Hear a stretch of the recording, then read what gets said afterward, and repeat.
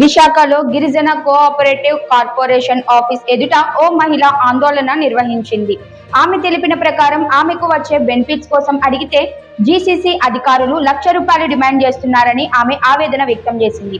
కుమార్తె పెళ్లి జరుగుతోందని, అందుకే గ్రాడ్యుయిటీ ఇవ్వాలని కోరిన కృష్ణకుమారి అనే మహిళ చెప్పింది. ఆమెను ఏడాది నుండి తిరిగి ప్రయత్నించినప్పటికీ అధికారులు పట్టించుకోలేదని పేర్కొంది.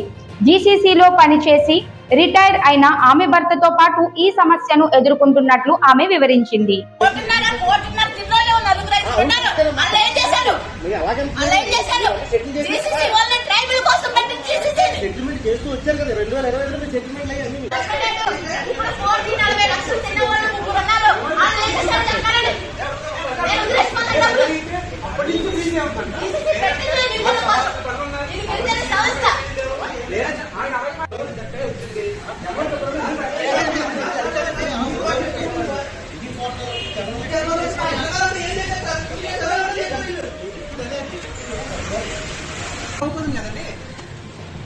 ఆరేళ్ళుగా మీరేం చేస్తున్నారా? ఈ శిశువులు ఎవరు చేయలేదు.